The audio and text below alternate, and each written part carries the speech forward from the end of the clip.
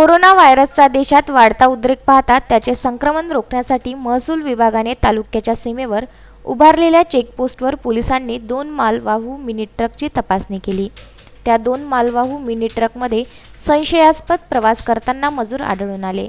या सर्व मजुरांना सुरक्षेच्या दृष्टीने क्वारंटाईन कक्षात दाखल करण्यात आले आहे। कोरोना विषाणूच्या पार्श्वभूमीवर देशात आपत्कालीन संचारबंदी लागू होताच देशाच्या अन्य भागात जे जेथे आहे तेथेच थांबून संचारबंदीच्या नियमांचे काटेकोर पालन करावे असे आवाहन प्रधानमंत्री नरेंद्र मोदी यांनी केले होते। मात्र संचारबंदीपूर्वी चांदूर बाजार तालुक्यातून शेकडो मजूर कामानिमित्त परभणी येथे गेले होते।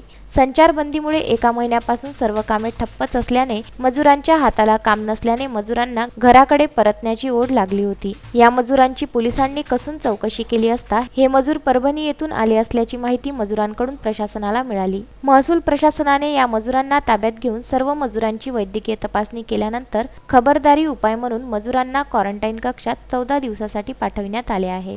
नकुल सोनार, विदर्भ न्यूज, चांदूर बाजार।